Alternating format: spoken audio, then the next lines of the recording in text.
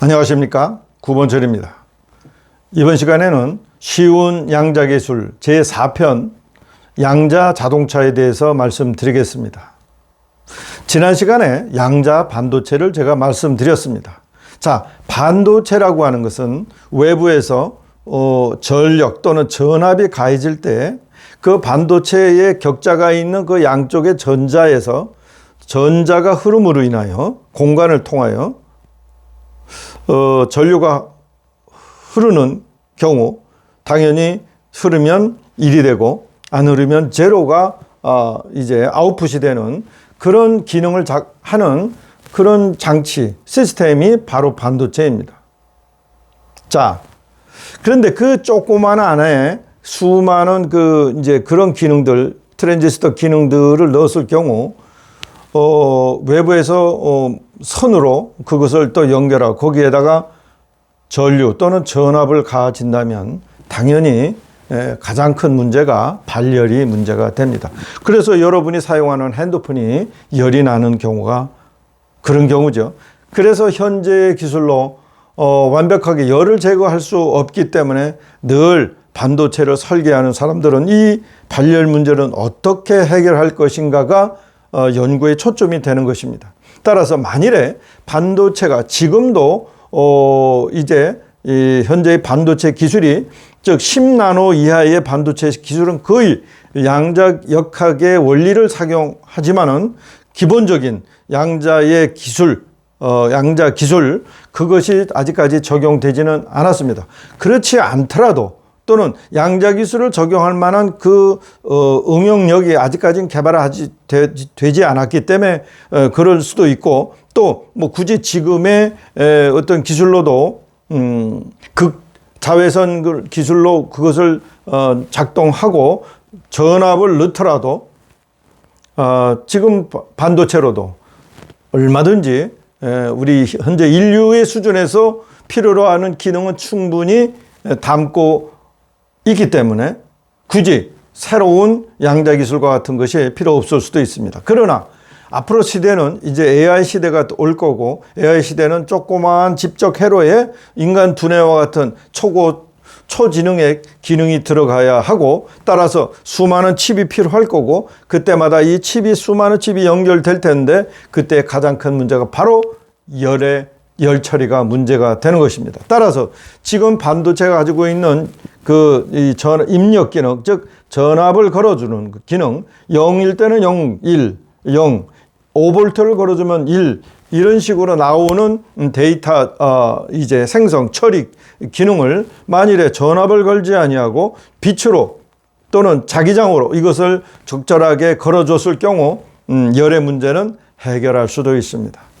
양자 기술은 그처럼 기존에 가지고 있는 기술을 업그레이드 할 수 있는 새로운 기술입니다. 자, 그렇다면 양자 자동차도 기존에 있는 자동차의 모든 지금까지의 성능들 이것을 한 단계 업그레이드하는 그런 기술이다 이렇게 볼 수 있습니다. 그렇다면 여러분이나 저나 자동차가 있을 때 여러분은 가장 큰 관심사가 무엇일 것입니까? 만일에 어떤 디자인이나 브랜드를 보고 샀어요. 그러면 이제부터 내가 지금 추구해야 될 내가 바라는 게 자동차에 무엇이겠습니까? 물론 뭐 페라리나 무슨 뭐 좋은 차들을 갖고 있는 사람들은 뭐 길거리에 기름을 뿌려도 상관없는 사람들이겠지만 일반적으로 뭐 트럭을 갖고 있거나 운전하거나 조그마한 차를 운전하는 사람들은 당연히 연료를 적게 썼으면 좋겠고 또 하나는 배터리를 오래 썼으면 좋겠고 또는 힘이 좋아졌으면 좋겠고 또는 뭐 한 10년 썼는데 검정스러운 그 배기가스가 툭툭 튀어나오는 또는 뭐 정부에서나 뭐 이런 데서 측정 장치가 발달해서 3년이 지나도 그 뒤에서 나오는 배기가스를 측정하는 기술이 높아진다면 당연히 매년 하는 종합검사에 매년 하진 않겠죠. 주기적으로 하는 종합검사에서 만일에 그런 배기가스가 도출된다면 또 나의 돈이 들어가는 이런 것들을 뭐라고 할까? 단축한다고 할까요? 감소한다고 그럴까요? 아니면 절약하기 위해서라도 새로운 기술이 필요할 수 있습니다. 그래서 저희들이 1차적으로 만드는 것이 Q-Power 에이드입니다. QPA라고 하는 장치인데 현재 양자터 협동조합 양자터에서 판매하고 있습니다. 자, 이 장치는 브랜드와 값과 또는 뭐 여러 가지 성능을 비교해서 산 현재의 고객들이, 운전자들이 나의 비용으로 좀 더 마일리지가 올라갔으면 좋겠고, 또 힘이 조금 더 좋아졌으면 좋겠고, 더 나아가서는 자동차 배기가스 이산화탄소나 질소 같은 오염물질이 나오지 않도록 했으면 좋겠고, 자, 이런 희망사항을 누군가는 해결해 줘야 할 것입니다. 그런데 기존에 있는 차량의 명장들은 기존의 차량을 만들어서 소비자한테 팔았으면 이제 끝나는 것이죠. 자기의 역할은 끝난 겁니다. 따라서 이제 이 기존의 소유주들이, 운전자들이 원하는 이 세 가지 요구사항, 파워 개선, 연비 개선, 탄소를 저감할 그러한 필요성, 자, 이것을 해결해 줄 수 있는 방법은 양자 기술로만 가능하다는 얘기입니다.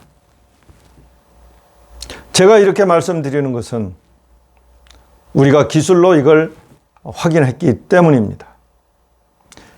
물론 양자 기술로 자동차 핸들에 센서 기능까지 센서 기능까지 넣을 수도 있습니다. 그래서 이 차량이 나의 뭐 의료 진단 기구로서도 작동할 수도 있습니다.